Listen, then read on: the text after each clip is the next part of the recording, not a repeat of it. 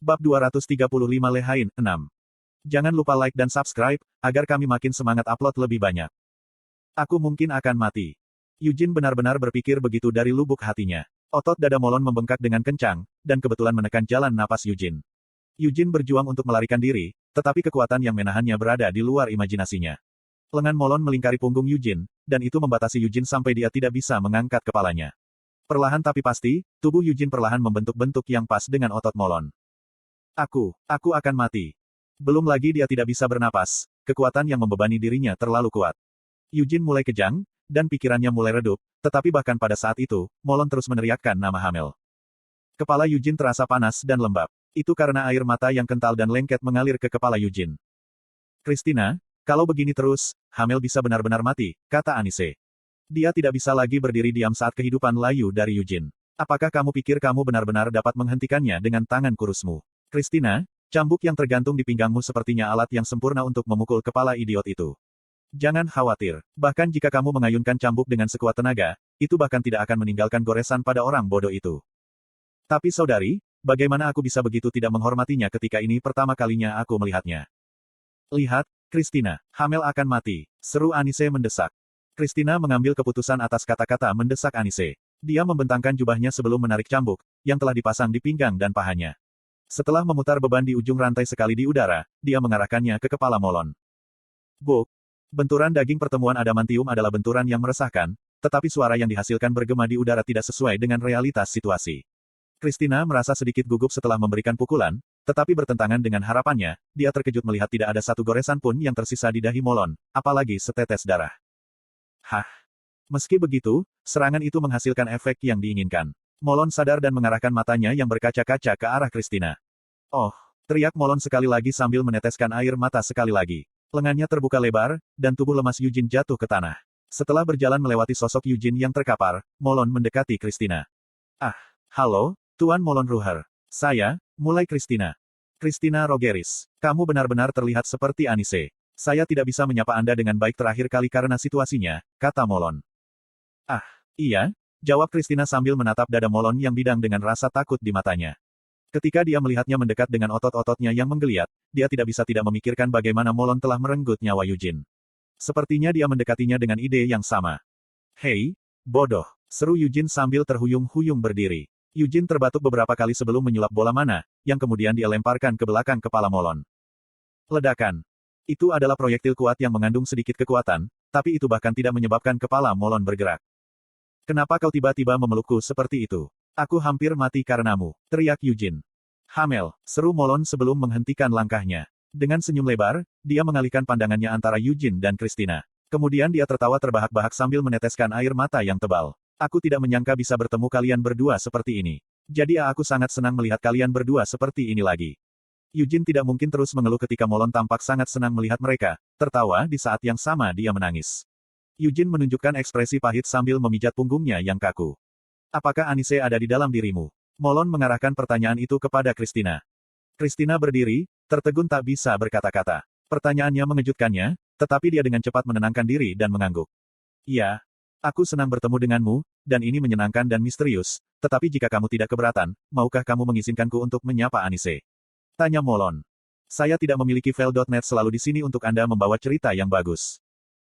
Tentu saja saya akan. Christina membungkuk sebelum menutup matanya. Sesaat kemudian, bahu Christina bergetar. Apakah kamu menjadi sedikit lebih bijaksana setelah hidup selama 300 tahun? Atau apakah Anda semakin cepat dalam mengambil petunjuk? Tanya Anis. Adas manis, teriak Molon. Iya itu betul, saya Anise Sliwood. Tapi Molon, bagaimana kamu mengenaliku? Seingat saya, Anda tidak bijaksana atau cukup bijaksana untuk mengenali saya dari atas tebing hanya dari sayap saya, tanya Anise. Itu karena aku bisa melihat, kata Molon sambil menyeka aliran air matanya. Mataku menjadi sangat cerah sejak 100 tahun yang lalu. Itu adalah perubahan yang datang karena saya tinggal di tempat yang dibutuhkan. Anise, aku bisa melihat ada dua jiwa di dalam tubuh itu. Jiwa kalian berdua sama dan terhubung seperti saudara kembar, atau lebih tepatnya seolah-olah mereka berasal dari jiwa yang sama. Aku tidak bisa melihat bentuk jiwamu yang berbeda, tapi aku bisa merasakan keakrabannya. Kamu datang untuk melihat jiwa. Macam apa, kata Anise. Dan Hamel, hal yang sama berlaku untuk jiwa Anda. Itu akrab, nostalgia, dan intim. Sekalipun tubuhmu telah berubah, kamu pasti tetap Hamel, lanjut Molon. Meskipun dia menyeka air matanya, sepertinya dia tidak akan berhenti menangis dalam waktu dekat. Eugene merasa kasihan melihat Molon menangis seperti bayi dengan wajah besar dan kasar. Ia teringat akan mimpi yang diperlihatkan Anise di hutan samar ketika Molon menangis di depan makam Hamel. Hei, berhentilah menangis. Kenapa kamu terus menangis seperti orang idiot ketika kita di sini? Tanya Eugene. Ini adalah air mata mulia. Air mata pantas ditumpahkan oleh pejuang sejati, kata Molon. Biarkan dia sendiri, Hamel. Molon tidak akan berhenti menangis, apapun yang kau katakan. Anda mungkin tidak mengetahuinya, tetapi 300 tahun yang lalu, Molon lebih keras kepala daripada siapapun dalam hal menangis, kata Anise. Semua orang menangis ketika Hamel meninggal di Castle of the Demon King of Incarceration. Namun, dalam hal jumlah air mata yang menetes, Molon memimpin dengan jumlah yang signifikan. Sienna menangis, Anise menangis diam-diam dalam keputusasaan, Vermont mengalihkan pandangannya ke atas dan melotot ke lantai berikutnya sambil meneteskan air mata, dan Molon memukulkan tinjunya ke lantai dan menangis, menciptakan genangan air mata di tanah. Saat Molon menangis, lebih baik tinggalkan dia sendiri. Jika kamu membiarkannya menangis selama 1 jam, dia harus, kata Anise. Tidak, kamu seharusnya tidak meninggalkanku sendiri. Anise, Hamel, mendekatlah, sela Molon, merentangkan tangannya lebar-lebar dan melebarkan matanya yang penuh air mata. Baik Eugene maupun Anise menegang karena undangannya yang menakutkan. Tapi Molon tampaknya tidak peduli bagaimana reaksi mereka. Dia mulai mengambil langkah besar ke arah mereka tanpa menunggu mereka mengakui kata-katanya. Lengan besar dan tebal melingkari Eugene dan Anise. Meski keduanya tampak agak enggan, mereka tidak berusaha melepaskan diri dari genggaman teman mereka. Mereka membiarkan diri mereka dibawa ke pelukannya berdampingan seolah-olah mereka adalah satu. Satu-satunya hal yang mengganggu mereka adalah Molon terlalu besar, dan dia terlalu banyak menangis. Rambutku basah semua. Aliran yang mengalir di mata Molon benar-benar membasahi bagian atas kepala Eugene dan Anise. Mereka berdiri diam di pelukannya cukup lama. Tidak banyak bicara, hanya kepuasan diam dari kehadiran dan kehangatan satu sama lain. Mereka hanya berdiri di sana, merasakan kehadiran satu sama lain. Meski sudah meninggal dan bereinkarnasi, Hamel ada di sini sebagai Eugene. Anise juga sudah meninggal, tapi dia di sini berbagi tubuh Christina. Molon juga ada di sini. Ketiganya merasakan, menyentuh, dan merasakan kehadiran satu sama lain. Meski itu hanya isyarat sederhana, pelukan, waktu yang mereka habiskan dalam diam sangat berharga dan tak ternilai. Dan, meskipun Eugene menolaknya sebagai bukan masalah besar, anehnya dia merasakan air matanya mengancam akan jatuh. Dia tidak pernah merasakan emosi sekuat ini ketika dia menjadi Hamel. Itu karena Vermont. Leluhur tubuhnya saat ini adalah Vermont, jadi jika ada yang tidak memuaskan atau salah dengannya, itu semua karena Vermont. Setidaknya, itulah yang dikatakan Eugene pada dirinya sendiri sambil menahan air matanya. Ketika dia mencuri pandang ke Anise, dia melihatnya menangis diam-diam. Melihat itu, dia tidak lagi merasa perlu menahan air matanya. Jadi Eugene menangis. Meskipun dia tidak menangis sebanyak Molon, dia membiarkan air matanya mengalir sebentar, cukup lama untuk meredam emosinya. Setelah beberapa saat, pelukan dan tangisan berakhir. Anise segera menjauh dari Molon seolah-olah dia telah menunggu saat ini, lalu segera keramas di kamar mandi sebelah. Eugene juga mencuci rambutnya di samping Anise, dan meskipun Molon tidak bergabung dengan mereka, dia menyeka wajah dan janggutnya yang basah menggunakan spray besar sebagai handuk. Apakah kamu tidak akan menanyakan sesuatu kepada kami? Kata Anise sambil duduk di sofa yang kosong. Eugene telah memanggil angin untuk mengeringkan rambut mereka, dan dia sedang menyisir rambutnya yang halus dengan tangannya. Molon, aku yakin kamu kesulitan memahami keberadaan kami di era ini. Itu benar, tapi bukan itu yang paling penting bagiku. Kalian berdua ada di depanku sekarang, dan aku masih hidup. Bagi saya, itulah hal terpenting yang membuat saya paling bahagia, jawab Molon. Aku iri padamu karena bisa berpikir begitu sederhana. Tapi Molon, Anda perlu tahu apa yang terjadi pada kami untuk berada di sini sekarang. Dengan begitu, kamu juga bisa membagikan apa yang kamu alami sampai sekarang, kan? Kata Anis. Molon menatapnya dengan sedikit kebingungan, matanya sedikit menyipit saat dia memproses kata-katanya. Untuk sesaat, dia tetap diam, ekspresinya tidak bisa dipahami. Kemudian dia berkedip dengan gaya yang hampir mekanis. Sepertinya dia tidak menjadi lebih bijak. Anise mendecakkan lidahnya sambil menyilangkan kakinya. Yah, aku tidak mengatakan sesuatu yang rumit, kan? Sudah ratusan tahun sejak terakhir kali kita bertemu, jadi mari berbagi cerita dan berbincang. Kebetulan Hamel memiliki sedikit alkohol di jubahnya untuk membantu kami menikmati ceritanya. Jubah Eugene terbentang mendengar kata-katanya, dan Mer menjulurkan kepalanya. Apa itu? Tanya Eugene. Saya juga ingin menyampaikan salam saya kepada Sir Molon, rekan Lady Sienna, kata Mer. Oh, demi para dewa! Teriak Molon kaget. Dia mendekati Eugene dengan langkah besar, lalu menurunkan perawakannya yang mengesankan dan mengunci tatapan dengan Mer. Halo, Tuan Molon. Nama saya Mer Merdein. Aku adalah familiar yang dibuat oleh Lady Sienna. Kamu mirip sekali dengan Sienna. Seru Molon tanpa repot-repot membiarkannya menyelesaikan. Ya, Aku diciptakan menurut gambaran masa kecil Lady Sienna. Jadi begitu, Sienna kecil yang diciptakan oleh Sienna, jadi itu akan menjadikanmu Putri Sienna, kan? Tanya Molon dengan seringai lebar. Dia kemudian membelai kepalanya. Senang berkenalan dengan Anda. Saya Molon Ruher, kawan, dan teman Sienna. Setelah berbasa-basi, keempatnya duduk di sekitar meja kayu yang kokoh. Mata Anise diam-diam tertuju pada Eugene, yang gelisah sebelum mengeluarkan serangkaian botol dari dalam jubahnya. Denting kaca dan cairan bergema di seluruh ruangan saat dia mengaturnya dengan cermat di lantai. Molon minta diri sebentar sebelum masuk kembali ke ruangan dengan membawa botol-botol berharganya sendiri. Masing-masing berkilau dengan kemilau yang mahal, label mereka mengumumkan kelangkaan dan kehalusan mereka. Jelas bahwa dia tidak bermaksud menyisihkan biaya untuk reuni mereka. Bagaimana dengan makanan ringan? Tanya Eugene. Peminum sejati mengambil alkohol sebagai camilannya, jawab Anise. Tapi aku tidak mau, gumam Eugene. Tapi itu bukan seolah-olah dia bisa meminta makanan ringan diantarkan dari lantai bawah. Dia merindukan sesuatu untuk menemani alkohol mereka, dan paling tidak, dia berharap ada gelas untuk diminum. Tapi sebelum dia bisa menyuarakan keinginannya, Anise mulai menenggak seluruh botol minuman keras. Molon mengikutinya, dan tindakan mereka menyulut api persaingan di dalam hati Eugene. Dia dengan cepat mengambil botolnya sendiri, bertekad untuk tidak kalah, dan mulai menenggaknya juga. Konten iklan. Dengan ekspresi bingung, Mer mengamati ketiganya melalui mata menyipit sambil menyesap jusnya. Meski telah diciptakan 2 abad lalu, dia ingin menganggap dirinya sebagai anak abadi. Baginya, gagasan untuk tumbuh dan menjadi dewasa, seperti 3 orang sebelumnya, adalah prospek yang tidak menarik. Meskipun jauh lebih tua dari penampilannya, dia berpegang teguh pada keajaiban kekanak-kanakannya dan menolak untuk melepaskannya. Jadi begitu. Namun, minum bukanlah satu-satunya agenda. Di tengah dentingan gelas, mereka menyelidiki percakapan yang mendalam, menyentuh banyak topik. Anise, khususnya, membagikan ceritanya dengan tenang, merinci bagaimana dia menjadi seperti sekarang ini. Dia berbicara dengan sikap acuh tak acuh, kata-katanya mengalir dengan mudah dari bibirnya seolah-olah itu tidak ada artinya. Molon, apakah Anda ingat surat yang saya kirimkan kepada Anda? Tanya Anis. Aku menyimpannya selamanya. Begitu tua hingga kertasnya mulai pecah, saya kunyah dan telan, jawab Molon. Saya pikir saya menanyakan sesuatu yang seharusnya tidak saya tanyakan. Terus terang, sangat tidak menyenangkan mendengar apa yang kamu lakukan padanya, kata Anise sambil meringis. Bagi dunia pada umumnya, kepergian Anise untuk berziarah telah menandai kepergiannya dari pandangan publik. Kebenaran, bagaimanapun, hanya diketahui oleh eselon atas Yuras. Hanya mereka yang mengetahui rincian kematiannya, dan mereka memanfaatkan jasadnya sebagai relik selama 300 tahun. Meskipun Molon tidak mengetahui sepenuhnya kebenarannya, dia tahu bahwa kepergian Anise untuk berziarah adalah tipu muslihat untuk menyembunyikan kematiannya yang terlalu dini. Kebenaran telah diungkapkan kepadanya melalui surat yang ditulis Anise sebelum bunuh diri di dalam ruang audiensi Paus. Itu adalah keinginan terakhirnya. Itu sebenarnya bukan surat wasiat, hanya surat. Saya mengatakan kepada Anda bahwa tubuh saya telah mencapai batasnya, bahwa tidak mungkin untuk secara paksa memperpanjang hidup saya lagi. Saya mengatakan kepada Anda bahwa saya akan mati dan saya tidak akan mengungkapkan kematian saya kepada dunia, jadi Anda tidak boleh mengungkapkan belasungkawa dan menyimpannya untuk diri Anda sendiri. Anda juga tidak datang ke Yuras. Kami akan sekali lagi bersatu kembali di surga setelah Anda menjalani hidup Anda. Dia mengangkat botol itu ke bibirnya dan menenggak isinya dalam satu tegukan yang mengesankan. Kemudian dia menyeka bibirnya dengan punggung tangannya sebelum menyeringai lebar, kepuasan atas prestasi terlihat jelas dalam ekspresinya. Itu surat semacam itu. Syukurlah, Molon memahami surat saya dan melakukan apa yang saya minta, lanjutnya. Mata Molon menjadi merah dan berkaca-kaca lagi, gejolak emosional muncul kembali meskipun sebelumnya dia menangis.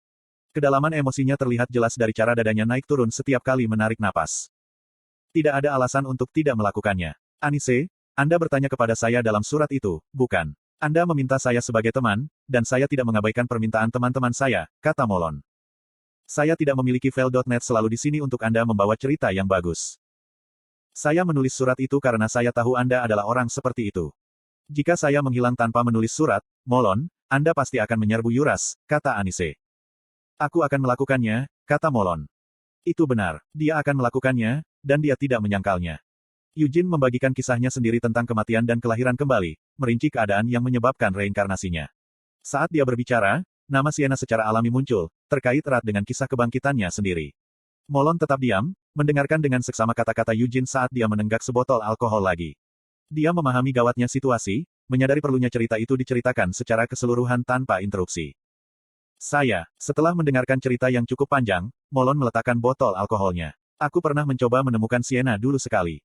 Fakta bahwa Arot telah mengirim banyak tim pencari ke seluruh benua dalam upaya putus asa untuk menemukan Sienna sudah diketahui umum, serta partisipasi Molon. Namun, Terlepas dari dukungan Ruher dan upaya tak kenal lelah dari tim pencari, tidak ada jejaknya yang ditemukan, bahkan setelah mengembara di bentangan luas benua untuk waktu yang lama. Setelah turun tahta, saya juga secara pribadi menuju ke Samar. Tetapi saya tidak dapat menemukannya. Wilayah pohon dunia dan para elf tidak membuka pintunya untukku, kata Molon. Bahkan untuk Molon, memasuki wilayah elf adalah hal yang mustahil, karena dilindungi oleh pohon dunia. Meskipun mungkin bisa dilakukan di masa lalu, pohon dunia telah menutup wilayahnya setelah serangan Raizakia, membuatnya hampir tidak bisa ditembus. Penghalang itu sangat efektif sehingga tidak mungkin untuk melihat keberadaannya tanpa memiliki daun dari pohon dunia, membuat banyak calon penyusup digagalkan dalam upaya mereka untuk masuk. Sienna kuat. Saya hidup selama ratusan tahun, jadi saya berasumsi bahwa Sienna juga demikian. Ketika Sienna menghilang, saya pikir itu karena dia mengasingkan diri untuk berlatih sehingga dia bisa mencapai keinginannya, lanjut Molon. Mengharapkan, tanya Eugene. Apakah kamu benar-benar bertanya padaku karena kamu tidak tahu, Hamel? Seperti kami semua, Sienna ingin membalaskan dendammu. Tidak, dia terobsesi untuk membalaskan dendammu. Setelah menjadi kepala salah satu menara sihir Arot, dia mengurung diri dan membenamkan dirinya dalam menciptakan sihir, jawab Molon. Dia menutup matanya, berhenti, lalu melanjutkan. Tapi aku tidak pernah membayangkan. Dia diserang oleh Vermont dan Raiskia. Sejujurnya, semua ini sulit dipercaya. Tapi karena kamu mengatakan itu benar, aku akan benar-benar mempercayainya. Mata Molon tersentak terbuka, dan dia mengarahkan pandangannya yang tak tergoyahkan pada Eugene dan Anise. Dan sama seperti aku percaya pada kalian berdua, aku juga percaya pada Vermont. Vermont yang kutahu tidak akan menyerang Sienna. Hamel, jika Vermont membutuhkan kalung yang dimiliki Sienna untuk reinkarnasimu, dia akan membicarakannya dengannya. Tidak ada alasan Sienna menolak reinkarnasimu, kan? Kata Molon. Eugene setuju dengan Molon, dan penglihatan Vermont mengatakan hal serupa di kamar gelap. Sienna masih memiliki kalung yang berisi jiwamu, tapi aku berencana meyakinkannya suatu hari nanti untuk mendapatkannya. Namun, tindakan Vermont bertolak belakang dengan perkataannya. Dia memalsukan kematiannya sendiri dan memancing Sienna keluar dengan cara licik. Dia masuk tanpa izin ke makam Hamel dan menyerang familiar Sienna, yang menjaga makam itu. Alasan dibalik pilihannya tidak diketahui oleh Eugene, tetapi Vermont kemudian membuka peti mati Hamel, mengambil mayatnya, lalu menyegel pedang cahaya bulan di dalam peti mati. Saat Sienna terlambat tiba di makam, Vermont menyerangnya, meninggalkan lubang menganga di dadanya. Jika Sienna tidak menggunakan daun pohon dunia yang dia bawa, dia pasti sudah mati di tangan Vermont saat itu juga. Akibatnya, Vermont berhasil mencuri kalung dari Sienna, dan Hamel akhirnya bereinkarnasi sebagai keturunan Vermont. Kalung itu berakhir di perbendaharaan keluarga Leonhardt. Eugene bingung dengan tindakan Vermont. Ketika dia mempertimbangkan setiap tindakan secara individual, beberapa di antaranya masuk akal. Namun, ketika dia mencoba menyatukannya secara keseluruhan, itu tidak cocok. Ada 3 tindakan yang semuanya khas Vermont, menyegel Moonlight Sword, menyebabkan reinkarnasi Hamel, dan menyembunyikan kalung itu di perbendaharaan keluarga Leonhardt. Tapi meninggalkan tubuh Hamel di luar pintu dan menyerang Sienna demi kalung itu tidak masuk akal. Ini bukanlah hal-hal yang akan dilakukan Vermont. Kami juga mempercayai Sir Vermont, kata Anise tegas, menolak meragukan tindakannya. Ikatannya dengan Vermont Leonhardt dan rekan-rekannya, yang terjalin melalui perjalanan mereka di Helmut, terlalu kuat untuk digoyahkan. Sienna, juga, telah menyatakan kepercayaannya dan tidak membenci Vermont bahkan setelah diserang olehnya. Tapi saya yakin sesuatu pasti telah terjadi pada Sir Vermont. Kalau tidak, tidak ada alasan baginya untuk melakukan hal seperti itu. Aku tidak sepenuhnya yakin apa, tapi pasti ada sesuatu yang terjadi antara Vermont dan Raja Iblis Penahanan. Mungkin itu adalah sesuatu yang harus dia berikan sebagai imbalan atas janji perdamaian. Jika Vermont diancam atau dipaksa oleh Raja Iblis Penahanan, dia bisa dengan mudah menyerang Sienna. Bahkan sekarang, jiwa Vermont mungkin dimiliki oleh Raja Iblis Penahanan, kata Anise. Molon mendengarkan dalam diam untuk beberapa saat. Anise melanjutkan sambil melemparkan kembali botol yang telah dia habiskan. Molon, sekarang giliranmu. Mengapa Anda tiba-tiba menyatakan pengasingan 100 tahun yang lalu? Dan kenapa kamu ada di Great Hammer Canyon? Mengapa kamu mengusir kami beberapa hari yang lalu? Dan Nur, monster apa itu? Saya tidak berpikir energi yang saya rasakan hanyalah ilusi. Baik Anise dan aku merasakan energi yang sama dari Nur sebagai Raja Iblis Kehancuran, lanjut Eugene dengan pertanyaan Anise. Eugene telah merenungkan pemikiran ini berulang kali, tetapi jawabannya menghindarinya. Dia tidak dapat memahami fakta bahwa makhluk yang tinggal di daerah utara yang terpencil dapat memancarkan aura tak menyenangkan yang sama dengan Raja Iblis Kehancuran, yang tidak pernah meninggalkan Ravesta selama berabad-abad. Itu tidak masuk akal. Dia mengusap dagunya, melamun. Semakin dia memikirkannya, semakin tidak masuk akal. Dia berjuang untuk memahami bagaimana Nur, yang terletak di Lehainjar, dapat memancarkan perasaan tidak menyenangkan yang sama dengan Raja Iblis Kehancuran, yang tidak meninggalkan Ravesta selama 300 tahun.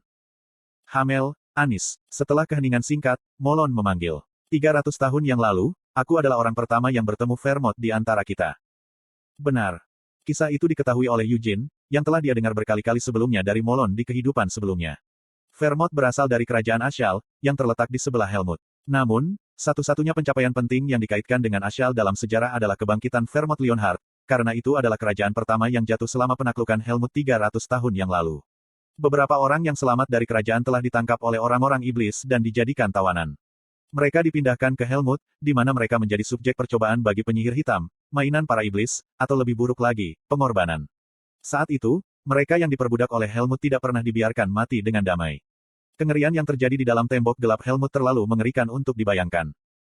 Vermont adalah salah satu budak tersebut, dan dia sedang dalam proses dibawa kembali ke Helmut setelah ditangkap oleh orang-orang iblis dan penyihir hitam. Untuk bertahan hidup. Itulah yang dikatakan Vermont. Dia telah mencuri pisau iblis hanya dengan satu pikiran itu.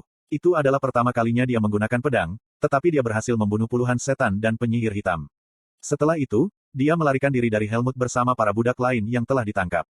Dalam prosesnya, dia membunuh ratusan binatang iblis dan menyelamatkan budak lainnya. Setelah melarikan diri dari Helmut, dia mencapai padang salju yang diambil suku Bayar sebagai rumah mereka. Disitulah dia bertemu Molon.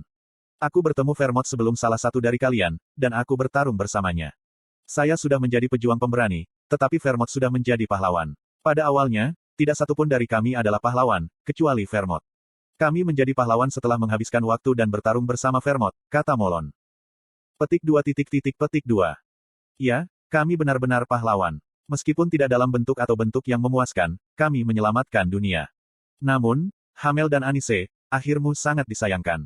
Hamel, kamu tewas dalam pertempuran melawan Staff of Incarceration. Anise, Anda memberitahu saya tentang kematian Anda melalui surat.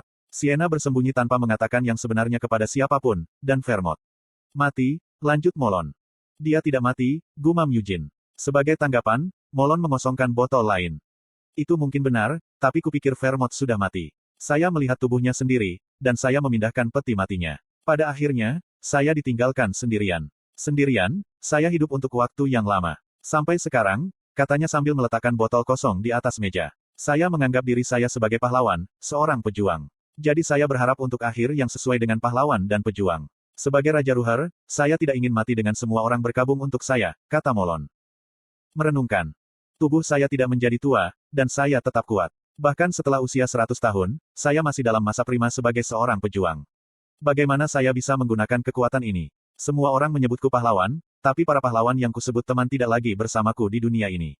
Bibir Molon menggeliat, dan dia melanjutkan dengan senyum pahit yang tidak pantas. Saya bertanya-tanya apakah saya harus menantang Helmut sekali lagi. Tetapi setelah memikirkannya berulang kali, saya memutuskan untuk tidak melakukannya. Kedamaian ini adalah sesuatu yang diperoleh Vermont karena sumpah. Jika saya menantang Helmut lagi, itu akan merusak perdamaian. Saya yakin akan hal itu. Dan aku tahu betul bahwa aku tidak akan pernah bisa membunuh Raja Iblis Penahanan, apalagi Raja Iblis Kehancuran, sendirian. Kesendirian Molon sudah lama, dan kekhawatirannya bukanlah sesuatu yang bisa diselesaikan oleh waktu. Vermontlah yang memberi saya misi baru, kata Molon. Apa? 150 tahun yang lalu, saat Anise dan Sienna pergi, saat aku satu-satunya yang hidup, Vermont muncul dalam mimpiku dan mengatakan ini. Mendaki Lehainjar. Lihat Raguyaran. Perhatikan apa yang datang dari bawah. Vermont, kata Molon. Katanya dia akan menyerahkannya padaku. Molon, seorang pahlawan dan pejuang yang merindukan kematian yang pantas, bertemu dengan Vermont dalam mimpinya. Vermont telah meminta bantuannya. 100 tahun yang lalu, seperti yang diperingatkan Vermont, mereka mulai berdatangan dari ujung Raguyaran, lanjut Molon. Legenda lama suku Bayar Molon telah disebutkan sebelumnya. Di luar Lehainjar terletak Raguyaran. Tanah kosong yang sunyi, tanah yang tidak boleh dilintasi, ujung dunia. Suku Bayar bermukim di Lehain dan Lehainjar untuk mencegah siapapun menyeberang ke Raguyaran. Serta untuk melindungi apapun dari penyeberangan dari Raguyaran. Di kedalaman malam, Nur muncul di Raguyaran. Nur menapaki hamparan tanah yang luas dan menyeberang ke Lehainjar. Setiap anak yang menolak untuk tidur akan dimakan oleh Nur. Saya percaya pada Vermont. Jadi Molon tidak pernah meragukan Vermont.